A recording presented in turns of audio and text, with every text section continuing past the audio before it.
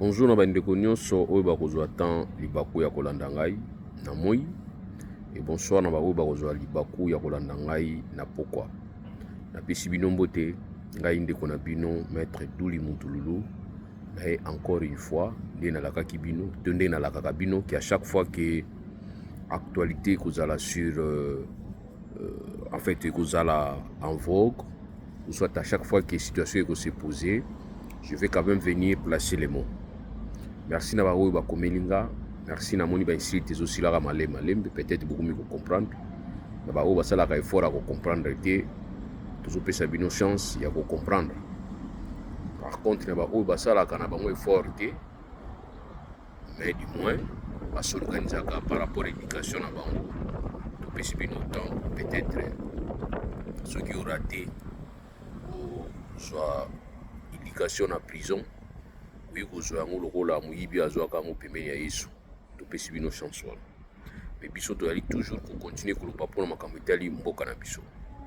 Les loyaux Nazali, comme ils ont placé par rapport il y a visite où il y a vrai délégué, il y a Trump aillé na RDC.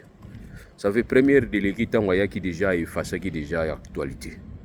Parce qu'il était question que vrai délégué aille à Liboso. Ceux qui feraient déléguer à Yaki Liboso, ils nous ont bien, la communication, ils nous ont quitté comme Makasi Goleka.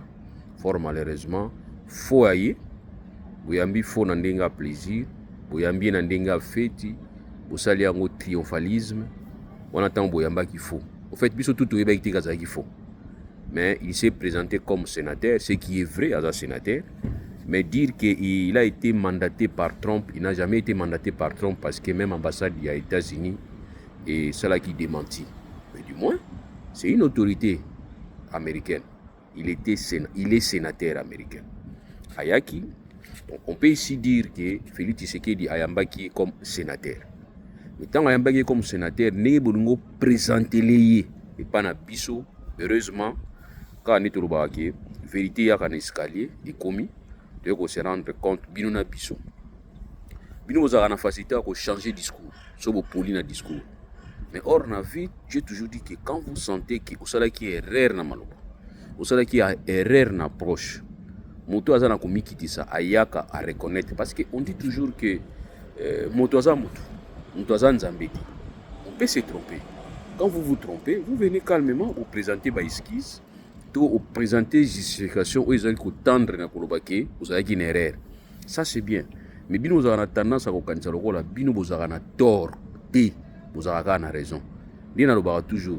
Pour quand ça que soyez Félix c'est qu'il a pété, au pété n'est pas sur parfum. Bien on a bolak ça biso. Donc sur la bête à bord wana sima, pète n'a pas sur parfum.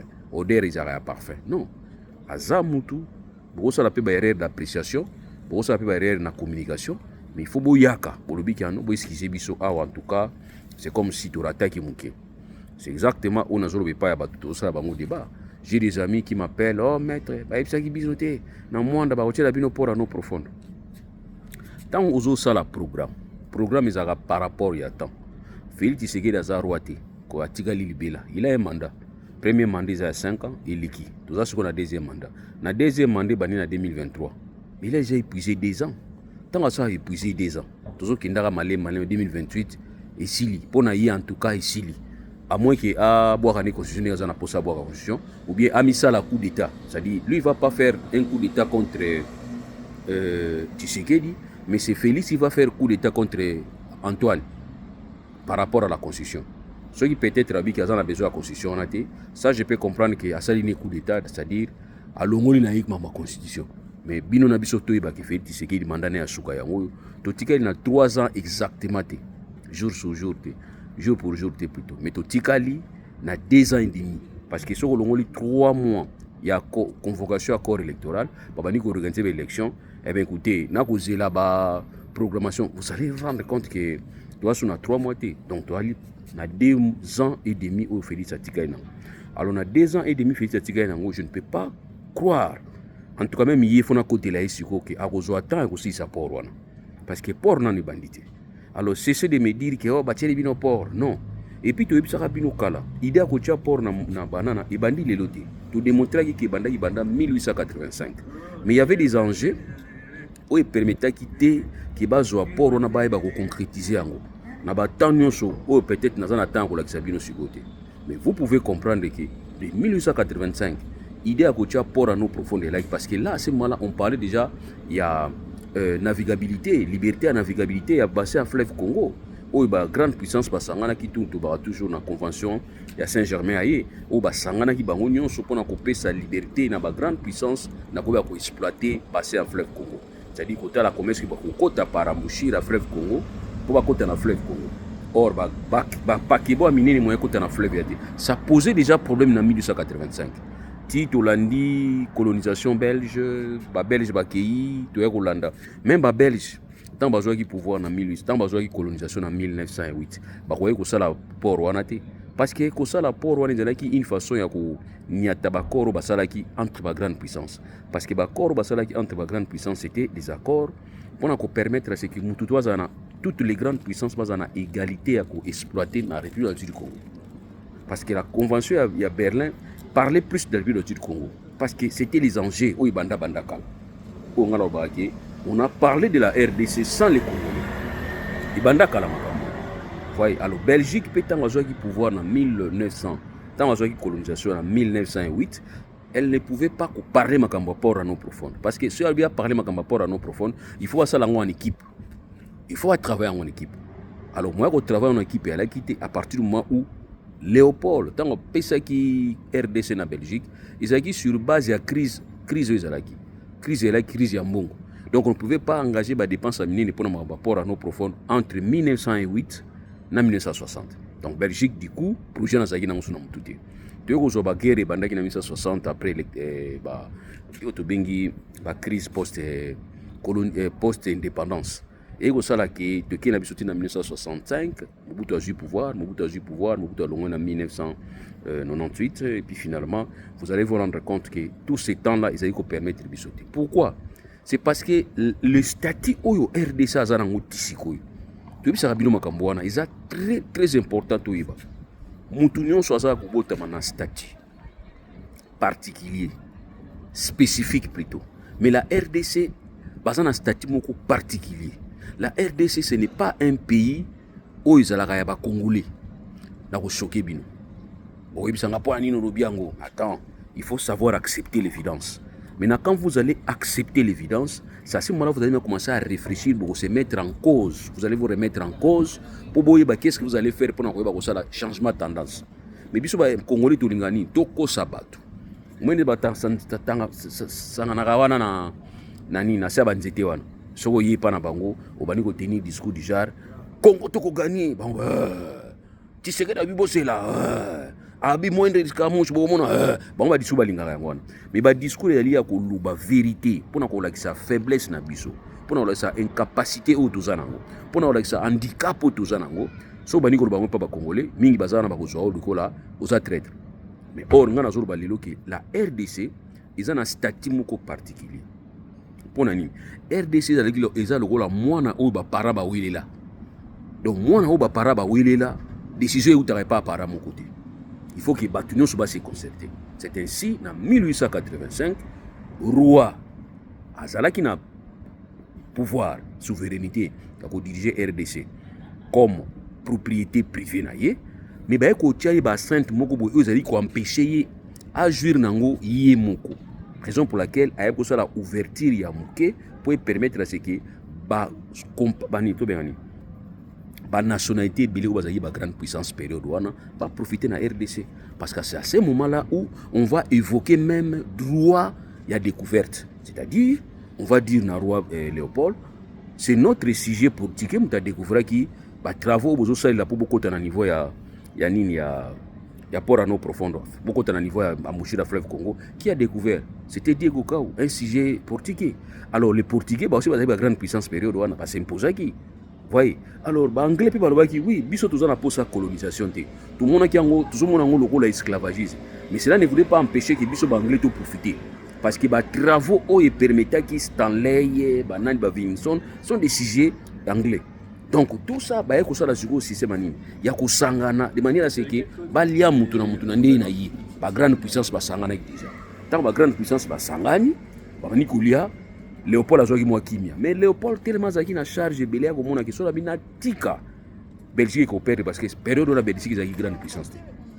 C'est ainsi Léopold aye kozwa RDC a cédé yango na Belgique et entre-temps na osedaka RDC na Belgique il était question basa la convention ya sika oyo ekopermettre ba harmoniser marche oyo babandaki nango banda 1885 et cité na convention to bakaka convention ya Saint-Germain d'ailleurs oyo esalamaki na ba 1908 baya kosanga na toutes les grandes puissances. Alors toutes les grandes puissances reconfigurées. Et toutes ces grandes puissances reconfigurées, c'est maintenant là où on va voir la présence des États-Unis. Parce que les États-Unis, en 1885, ils grande puissance. Les États-Unis, dans la liste de grande puissance, en 1885, ils grande puissance. Ils se reconfiguré comme grande puissance en 1908, les États-Unis payés. Mais comme il y a qui coûte la masse en COP, parce qu'il peut pas aller coloniser. Tant qu'il y a coûte la masse en COP, qu'est-ce qu'on a logique en 1908? Et moi, j'ai toujours dit dans ma recherche, peut-être que c'est aussi l'idée à ça l'Organisation mondiale du commerce et banda qui a parti. Parce qu'il faut placer des critères, des règles, qui règles, il y a complémentarité, solidarité, il faut que simba na entre bino na bino, so muninga osala commerce tika sala commerce, pa kebo muninga kokota izo battre pavillon, ya Belgique, Espagne, nini beaucoup touché té, asala commerce na ye, akofuta mpa coûter. C'était des accords au basalaki. Voyez, alors to bandis ko kene nango ti ko sala ki nini 1960 indépendance, mais nous sommes restés dans une logique.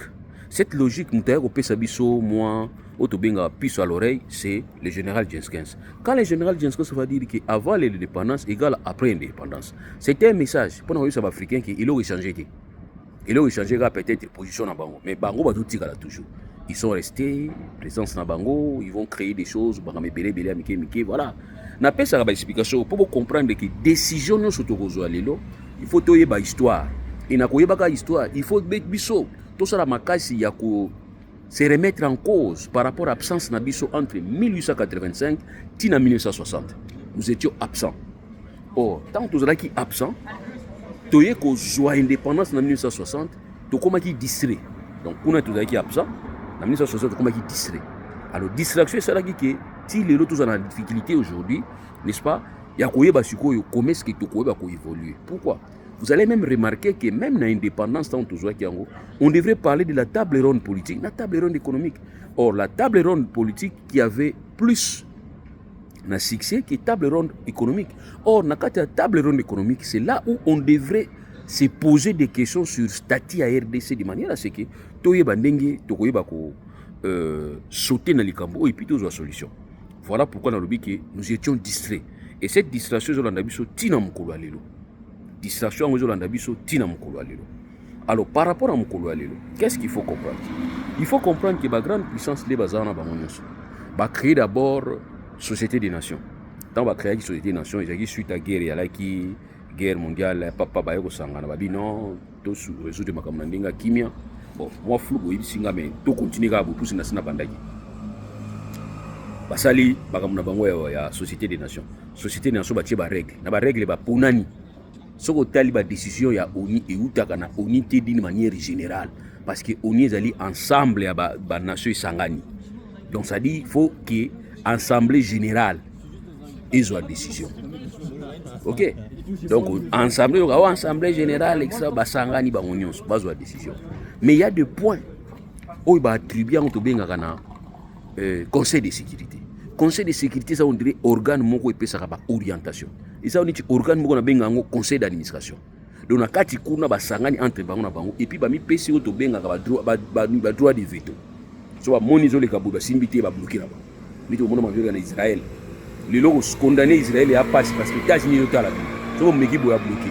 Les États-Unis ont même sanctionner ces pays. Pour na makambia ba mandat contre Benjamin Netanyahu. Voyez, basala street na bango. Na street na bango basala ki wana ba se trahisa raté. Parce que ba ebike eza ba structure wana nde simbi bango pour bazala lelo ba grande puissance. États-Unis yemo ba ozala grande puissance. Europe yemo ba ozala grande puissance. Non. Non. Pour bazala grande puissance, faut bazala na kati ya noyau na bango ba fandi. C'est ainsi na biso bino ki za système pyramidal, c'est-à-dire ba bandi na se ba kabwani na se pyramide za ndenge wana bakabwani na se ape babani komata so babani mati ti likolo bakutani na sommet basangani. Ils ont des intérêts entre bango bazalaka nango oyo bapréservaka bayesa bino ke oyo non keba oyo ezali zone ya influence ya États-Unis keba oyo ezali zone influence. Vous allez remarquer que eza na bazone oyo bakabula na bazone wana bayebi nde batambolaka nango. Bose posaka question te ndeni Belgique akoloniza biso makambo RDC Belgique moins beta kara apesa moko parce que Belgique ayebi ke na kati ya ligue nini leadership européen na bango ce n'est pas elle la Belgique qui peut mener locomotive. Ils ont France na Allemagne. Il y a au moins Belgique à sima. C'est que France a lobby, ça Belgique a lobby. C'est que Allemagne na France a lobby, ça Belgique a lobby. Mais or Belgique n'est colonisé qui biso. C'est ça partage na bango ba zone il y a influence na bango. Alors les loyo tangu Amérique zoya koluka ko collaborer na RDC. D'ailleurs encore d'ailleurs na tuni ce n'est pas les Américains, c'est Donald Trump. Mais oui, il faut tout insister. Donald Trump. Oui, n'est-ce que vous comprenez? Et ça, Donald Trump. Na voyoutisme na ye. Na esprit na shida ya mbongo, alela mbongo leka batu. Sikozo l'exango pa na ba on cadre populisme ke alingi États-Unis ko leka. Ti alela mbongo ko leka États-Unis. Donald Trump alela États-Unis ko leka mbongo te, mais alela mbongo ye Donald Trump. Alela mbongo ko leka batu. Na ba américain alela mbongo ye Donald alela mbongo leka batu. Tanga zo ya yete mutazo ya. Mais biso nde to bengi ye. Quand on biso na biti sekeki. Tshisekedi nda bengi. Parce que Tshisekedi a comprendre que comme Donald Trump azali koluka ko négocier na Zelensky. Azwa ba mate o to benga ba minéraux rares. Ba minéraux rares wana o yazana ngo besoin na Zelensky. Congo pa kozala na yango. Parce que na RDC besoin na ba minéraux musu ba bino ki za ba minéraux stratégique o ekotaka na sécurité nationale à États-Unis. Vous comprenez? Vous comprenez?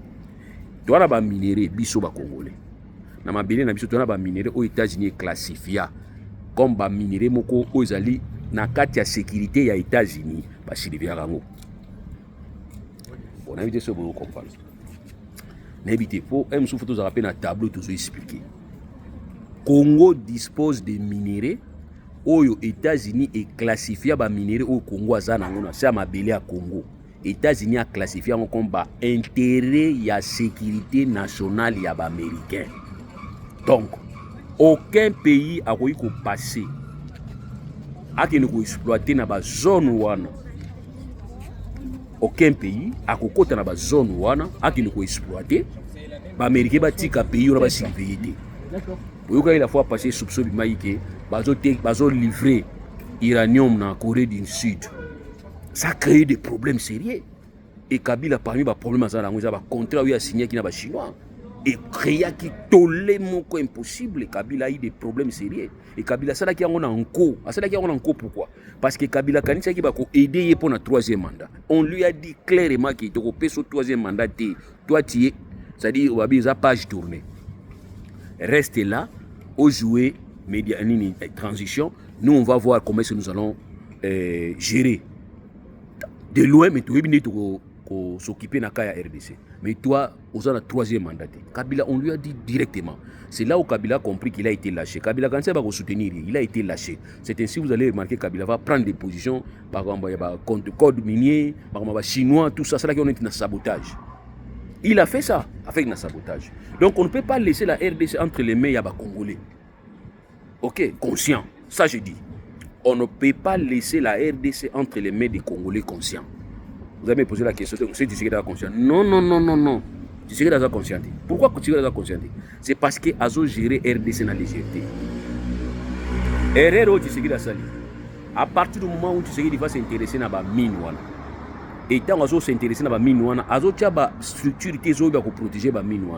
Plutôt, Azo placer bande konaye, banana ye, ba koti na ba mine, erreur ya ngwana liboso. Erreur grave. Mais attends, Félix Tshisekedi, tu peux protéger ta famille. Ou qu'on crée une structure où ils ont contrôlé, la famille nous se retrouver d'une manière ou d'une autre. Mais c'est visible. On vous dit que le contrat où ils ont signé, le contrat où ils ont moins naïe, le contrat où ils ont l'équipe naïe, le contrat où ils ont moins signé. Vous voyez que les Américains ne sont pas informés. Ils sont informés. Bayebi. Et c'est ainsi, vous allez remarquer, dans la vidéo, les Américains, quand ils viennent négocier avec vous, quand vous allez investir pas dans bino, il y a des conditions, il y a des préalables. Il y a des conditions. Les conditions, il y a des rapports d'intérêt. Et il y a des préalables. Les préalables sont des règles oyo, il y a des pays, des règles générales. Parmi les règles générales, dans le cadre de l'investisseur, investisseur ni na kondima ya exploiter na mboka oyo corruption za makasi. Non, je ne peux pas. Je vous ai donné l'exemple de la fois passée. Tango Mobutu azozela Fonds monétaire international baya kingo aki oyamba bango na aéroport. Tango aki oyamba bango na aéroport et comme que jour wana vie Etienne Tshisekedi a décrété ki journée ville morte. Batu baki musala te. Banque mondiale baye na aéroport bakuti batu bazate ko. Batu bazaba pe journée ville morte. Journée ville morte e bani ndeni. O Tshisekedi muta décrété ki. Balobi to kopesa mbongo te bisika oyo mutu moko azana pouvoir te, azana armée te, apexaka peuple baki musala te, peuple pe yuki. Ça crée problème et pas Mobutu. Donc aujourd'hui aussi les Américains, quand ils viennent comme ça, c'est parce qu'ils vont comprendre qu'il y a un quota Zelensky, ils vont déranger Bangouke. Quota Zelensky, ils vont récupérer. Laissez vous comprendre. Quota Zelensky, les Américains, bazo kanisa, qui bazan a droit de réclamer mbongo pas ba Ukrainien par rapport ya biloko ou ba pesi ba Ukrainien. Wana côté ya Ukraine. Mais quota RDC, bazan a nyona bisoté. Bisoté wana nyona bangote. Mais Tshisekedi nda benyi bango. Azui marchandise na biso, azui ba minéré atiena mutu na sani, azobela ne ba mamba bateka ba avocat, bateka ba pundu. Matembele yango yo boya ma eloko tshekela sali. Azui ba minéré na biso atiena mutu, ba be ba brocataire. Chayer, a comme on dit chayer. Azui asala chai siko chai ba minéré. Donald Trump atabio, mon mbali est réveillé nga. Eh oui. On a besoin de biloko yango. Ah, Donald Trump a besoin de biloko. Parce que Donald Trump a comprendre que biloko wana a besoin. Bien que la RDC est classifiée comme un État disposant de minéraux où ils allaient kokota na intérêt et sécurité nationale des États-Unis, Donald Trump a un caractère moko businessman. Il a besoin de bongo. Il a besoin d'argent. Parce qu'ici, il a que 3 ans et demi. Donald Trump n'a que 3 ans et demi. Que personne ne vous trompe. Donald Trump n'a que 3 ans et demi. Et dans 3 ans et demi, mandat na Souka, il ne va plus revenir. Il va travailler au maximum à récupérer Bambongo. Or, Mongo, où ils ont réclamé pas ya Zelensky, na Ukraine. Ce n'était pas lui, l'administration a été. C'est l'administration Biden. Tant qu'ils ont fait Biden, bango ba sali ba buzoba oyo, ba vie zo tout na likolo, et ça Biden, azo finga bango. Mais à Bosani que Biden da sali ba dépense kuna na niveau Ukraine. Aujourd'hui, c'est lui qui veut récupérer pour l'Ukraine que les États-Unis ont payé Bilombongo belé. Ce que les États-Unis ont payé Bilombongo belé, les États-Unis font attendre tant qu'on y guerre aussi en Ukraine pour bailler bako fanda de manière ce que bailler bako ça là ba règlement des comptes en fait, bailler ça là ba réconciliation des comptes na bango. Mais quand aujourd'hui Trump va profiter de la faiblesse, il y a ça la chantage en Ukraine que guerre ko continue, choko yo kelingate guerre ko continue, ils a chantage, ils a sous auto benga ba faire. Il y a moralité n'a pas faire. Or, il faut avoir moralité n'a pas faire autobenga Alex Mekantoria, c'est-à-dire la règle où il faut établir, où il faut respecter, où il faut commercer. Mais Donald Trump a tout le monde na ita, ça la voyoutisme. Pourquoi? Parce qu'il sait qu'il n'a que 3 ans et demi. Dans 3 ans et demi, on a Kolongo. Ce Kolongo qui vous dit que les républicains sont d'accord avec Donald Trump. Parce que même au niveau parti, na yeba républicain, mingi bazo soutenir yete. Parce que c'est un menteur. Alors aujourd'hui, tu sais qu'il dit au sali système à Chai. Aujourd'hui, les marchandises, aujourd'hui, les minéraux, au benga Donald Trump. Donald Trump. Mais qu'est-ce que vous pouvez comprendre par rapport à Makambo Zoleka? Donald Trump arrive. Il va arriver. Il y a qu'on négocie dans Tshisekedi. Mais est-ce que vous savez que autant Donald Trump a tiré dans 3 ans et demi et autant Tshisekedi a tiré dans 3 ans? Oui. Bakor beaucoup ça là on dit. Faut que ça là bakor on a par rapport. Il y a protection, il y a garantie. Oh, Donald Trump a osala nango et puis a garanti oh Tshisekedi aza nango. Or Tshisekedi aza na besoin garantie te. Tshisekedi aza na besoin ni alla qui sa adversaire na yeke bazo coopérer na Donald Trump. Pour na yeza plaisir. Na biso bozo comprendre. Au moni soko moni star mo gazoleka. O lela star wana ya pesio mbote bato moni na quartier. Fier wana otikala nango. On dit ba pesio mbongo eloko Tshisekedi aza na moposa. Donc Donald Trump atanga combat Tshisekedi, ba signer ba accord, lui il est à l'aise. A mon nango les solution. Jo les solution. Ou soit sur la solution à 3 ans et demi. Parce que Donald Trump va partir. Quand Donald Trump va partir, Tu vois comment est-ce que Donald Trump est en train de signer les décrets. À la fière, à tourner longi, à signer ndenge pe oya koya ko remplacer ko boaka ba décret na. Ça va être rejeté. Qu'est-ce que vous croyez? À ceux-là qui souffrent pour la cause de Donald Trump, supporter 3 ans et demi, il va partir. Quand il va partir, tous ces documents sont signés, on va tout, pour preuve, la justice américaine a compliqué. La justice américaine a compliqué la décision. Donc pour dire que le politique, ou soit les politiciens qui vont venir après, remplacer Donald Trump, va rejeter tout ce que Donald Trump est en train de faire aujourd'hui. Ba bêtise néwana, ba caprice néwana, ba folie, ça va être rejeté. Tshisekedi, quand il signe avec Donald Trump, mais ça sera pour 3 ans. Ça ne sera pas pour plus de 3 ans, ça sera pour 3 ans. Parce que toi, tu dois partir. C'est ainsi. Bolanda langage. Très bien. Bolanda langage. Langage, et yé ko yipsa bango. Toi, na posa to signer na bino. Pour na kimia RDC. Toi, na posa to signer na bino pour na business. Mais tout ça, on a besoin de ça, on a une règle d'art. Mais quand on vous dit que tout ça, on a une règle d'art, ça veut dire quoi? Il faut que convention au président ko signer, traité au ko signer, document ni les alliés ko gérer makamba ba traité. C'est la constitution. Article ni lobini. Boki no tanga article wana. Ba américain bazana copie, le bana ngokabila bo PC copie à constitution, bazana copie à constitution la président du Congo. Ata ba oyani ba voyou ba oya, ba ndimi. Mais mutako zo risque wana zaka Donald Trump. Quand on parle des investisseurs qui vont venir à la République du Congo, les Américains, il ne faut pas croire qu'ils ont nous, ils ont un groupe naïe, Donald Trump. Ils ont un risque. Donc, ça dit, c'est comme si dans une zone de guerre, quand quelqu'un accepte d'aller investir, c'est un aventurier. Donc, Donald Trump, quand il accepte d'aller investir dans la République du Congo, il y a des conditions qui sont c'est un aventurier. Parce que Moutou a sérieux quand il y a un labyrinthe. Non, il y a un labyrinthe. Or, qu'est-ce qu'il faut faire? Vous allez remarquer que les diplomates européens ne sont pas venus à Vital Kamerhe. Beaucoup de Vital Kamerhe. Vital Kamerhe c'est-à-dire quoi? Approche parlementaire. Parce que dans cette approche parlementaire, il y a les règlements. Les règlements, c'est-à-dire la loi. Or, nous devons commencer par respecter la loi.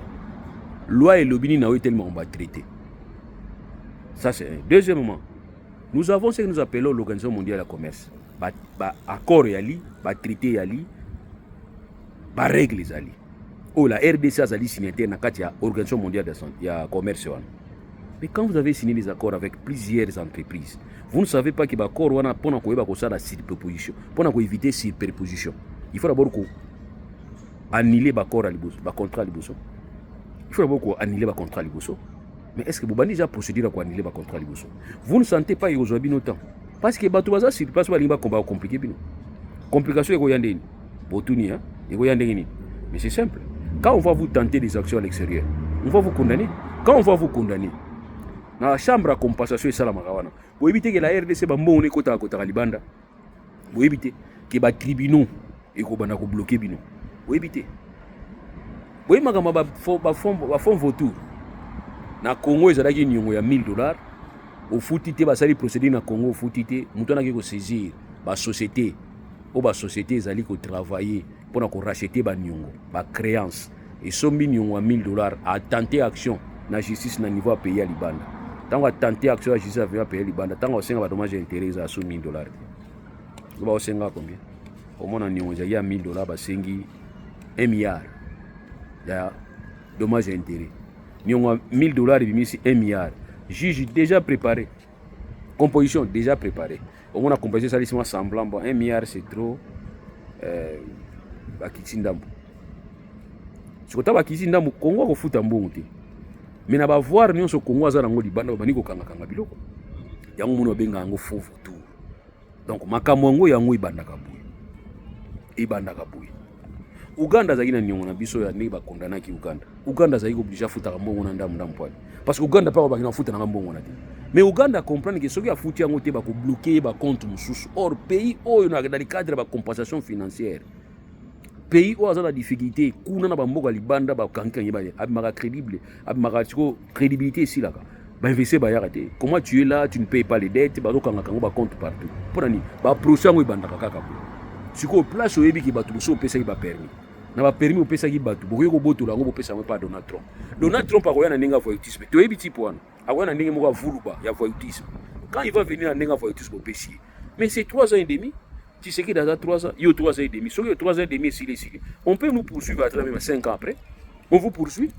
Qui a un acte proposé qui a 3 ans passés. On va poursuivre après 2 ans, après 3 ans, après 4 ans. Nous aurons toujours des problèmes. Et entre le lobby qui est fait, tu sais qu'il dit il y a des choses qu'il faut faire.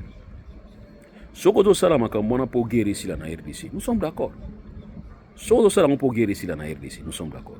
Mais ce que nous savons pour épaissir autant, au fond, on a pouvoir, mon frère. Ozomi Kosa. Ça, en tout cas, on doit vous dire la vérité. Ozomi Kosa.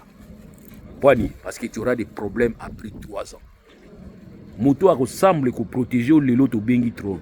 Lelo, il va te protéger que pendant 3 ans et demi. Parce que Trump aussi doit dégager. On parle de Makambi à Lobito. Mais Makambi à Lobito, Lelo Trump a un embrouillement. Trump va nous dire que tout ce que Biden a fait, c'était de la folie. C'est ce que Trump a dit. Parce que pour Trump, Biden a Bouma. Ah, il a dit. C'est le premier président des États-Unis qui a fait Minga na Bouma. Abi que pour na Biden a Bouma. Mais accord Makambuya na Lobito, ils a Biden. Aujourd'hui Trump a dit que na yena sima pour na taper Makambuya Lobito wana.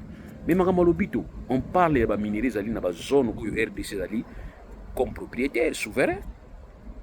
Mais quand on parlait de ça, koyeba siko kuna ngoyo zala combien? Mais pourquoi n'avez-vous pas tant Joe Biden a été Angola au lobby qui était au tellement on dirait ba yo tiko na classe au terminé ti mwana moko ba tika na classe a telemi azo banga kota na classe déclaration de la guité mais oye ko expliquer biso que makambo ya lobby tu as bien pour la RDC mais tu n'as pas donné au pesa qui position na yote mais la position pouvait être simple ndenge moko na makambo to ba makambo ya port à non profond.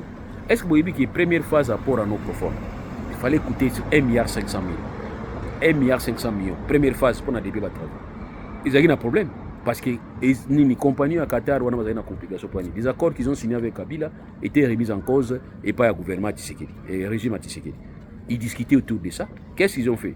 Si Tshisekedi libanga avec le libanga ya nini pose ya soki ya pierre tutomba ba bini bazobina ngala bisi bango mais combien de fois boko tia ba pierre ya nini pose ya pierre inaugural wana ko soki ya pona ya ko banda misala combien de fois boko tia mabanga combien de fois achaki déjà or ba simisa ki touche na sens nini il a même calé pour dire que ko banda na kingande ko na 2024 février 2024 oh zaki piège ba chaki piège zaki na sens nini pour na ko contraindre ye atika contrat oyo ba signé ki na Kabila pour ba banda misala parce que bango ba conditionner ki biso to banda misala te soki bino bo accepter bo entériner contrat Kabila te. Or Tshisekedi pe il avait une part à raison parce que contrat oyo zaki signé entre Tshisekedi Kabila na compagnie fallait tonga port à non profondeur. Les zaki biaisé il avait pas tort mais Tshisekedi ba au sala système ni bon to signé na nous to la sabat to banda misala to yoka na biso baya ko benda na basi baya ko tiali banga Tshisekedi ba filmer ba benda ndaba benda tseka bibo na misala mukolo migono ba close wana voilà pourquoi misala les autres tambulate parce que moi je ne peux pas comprendre bobino mo bobi que si la musala ko sina na février 2024 d'autres à la nini 2025 et puis musala facilité tango facilité oliboza na Sony ya ko senga pardon que bolim sa biso fa eto sisa na 2024 ici na 2024 était compte tenu du fait que ba problème ya miki non vous aurez la biso tu es ça binoto ton rapport mais attends tant que vous avez ton rapport na délai wana te et comme contretemps n'est-ce pas tout ce qui est contretemps ça sona tenté voilà pourquoi tu le dis que biloko musu ya li ya kusala mo bino kat ba nini compagnie à Qatar wana il faut pesa bino 1,5 milliard bo banda misala tango Tshisekedi ya yaki na kati ya matela oyo batikaki na oyo itali balance ya importation et exportation parce qu'il y a une balance et ça la ba mongo tika la partie la ba importation et exportation ça la balance mo ça la ma pona ba to pona ko protéger ba importation ba achat de devise sans échange ba importation sans achat de devise beaucoup tayi na question boza la clair beaucoup tayi 3 milliards mais na 3 milliards beaucoup ponctionner 1,5 milliard te bo banda misala bino moko na côté na biso to banda misala na ba étude bosalaki comme ça biso to kotala bino après boya vous ne pouvez pas faire ça. Makamolobito wana Joe Biden a il faut pas bana mamalobito faut financement. Mon frère, n'a eu scandale na France. Quand j'ai appris que l'obito wana ce sont les Européens qui vont financer. États-Unis n'engi Joe Biden a qui wana ina que 20%. Même si les Européens ont bien besoin mabe, pourquoi vous avez besoin que se cacher la ciment États-Unis? Wana c'est quoi avant? Abino to ba allié, tout ça là ensemble, trop se trahir té, ba on ba bimisi projet biso to soutenir na hauteur à 80%. Naturellement OK. Est-ce que vous voyez que ceux qui Joe Biden a ceux qui Trump a yé, wana Trump na bandi musalati. Naturellement bango. Est-ce que vous voyez que ceux qui Trump a yé, Trump a ko déranger biloko? Babi oui, ceux qui Trump a abandonné le bito. Biso ba européens tu as la capacité à accompagner. Mais qu'est-ce qui est important? Nous les Européens, nous ne pouvons pas venir tout terminer la RDC, tout support, tout ça là, bon, on a besoin de colonisateur. Bon, associer biso, mais dis-moi biso tout s'associer qui si ma États-Unis. Quand on a une situation à l'obito, ils vont donner 20, biso to pesa 80. Ba makamu mingi ça maka kuna biso to pesa. OK. Donc, c'est qu'on a compris que les démocrates, les Européens, l'Union européenne, ils ont travaillé main dans la main pour respecter les accords signés à Bandaka. Mais tant que Trump a eu, abandi ko sala ki a panza nyonso a panzani. Mais na ko panza ka nyonso azo tia désordre parce que ozo créer problème même pas na yo. Imaginez Europe, Chine. Europe, Chine. Pas pays africain. Pasali moi bloc na bango. Mais ba ko tia États-Unis à genoux. Mais oui. Ba ko tia États-Unis à genoux. Mais il suffit qu'à partir d'aujourd'hui, tu as la sous-dollar, tu basculer, tu as monnaie à référence, monnaie moussous. Les États-Unis sont en difficulté, ils sont en difficulté. Parce que les États-Unis sont en Chine. Mais les promotions avec Chine, parce que c'est un peu moins. Chine, Chine, Congo. Congo, Congo,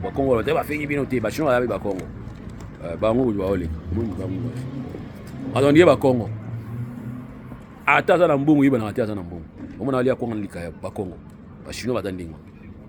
Baza très sournois, baza wana babata trop. Mais so baza clair, ba fandi na ba européen que les chinois se mettent ensemble, baza li bloc. États-Unis va faire marcher les États-Unis. Et Trump a créé problème ils ont la paix na bango moko na kati kuna. Puisqu'il a créé problème. Au moins ba mesure économique wa benga ba mesure moko impopulaire. So ozo soango. Et que bo tcheba garde fouté. Et ça la ba retour. Tant que ça a un retour à l'intérieur, vous allez tranquille. Vous allez les États-Unis. Et là, vous allez créer les États-Unis. Et vous allez parce qu'aujourd'hui, toutes les sociétés qui ont posé se délocaliser, qui sont installées aux États-Unis. Mais toutes ces sociétés aussi, se délocaliser qui sont au niveau de Chine. Tant qu'ils sont au niveau de Chine, installer des sièges dans l'exploitation. Et qui sont bien. Mais aujourd'hui, ils peuvent s'arranger, Chine et Europe. C'est-à-dire, il y a des gens qui sont là, on a des gens qui le monde est là, on a des gens qui sont là.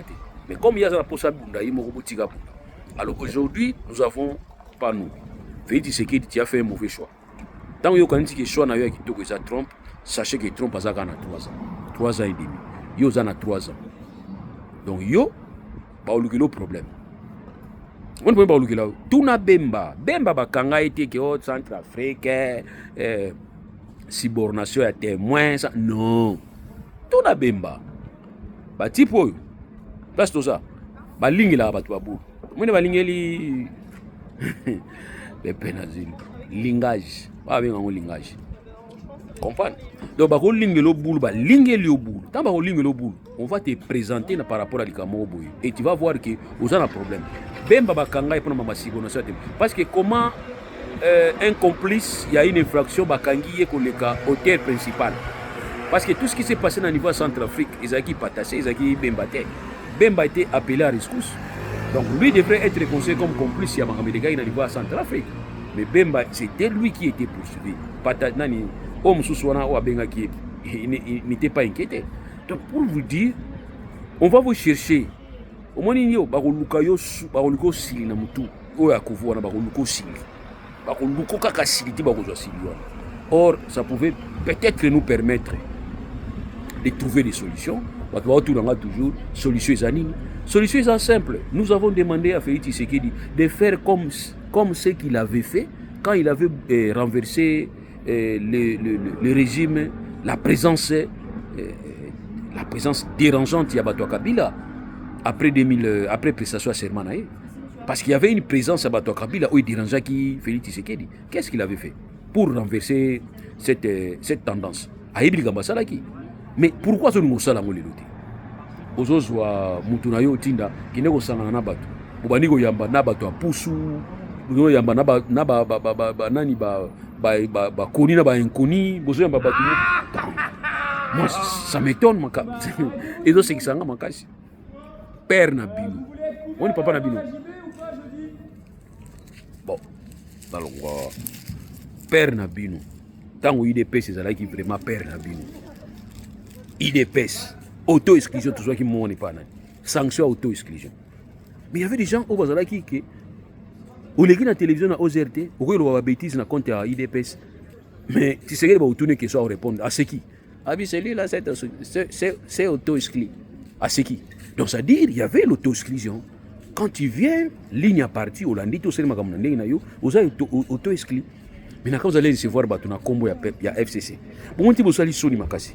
Donc bimi même na logique à papa na bino na ba licte à papa na bino pour père na bino makambo ya ba nini ya ba débauchage à zaoli ngote il a souffert. Etienne Tshisekedi a souffert na ba débauchage a souffrir makasi alors lelo bana na ye ba bani ko sala bango ba mettre débaucher dans ce sens.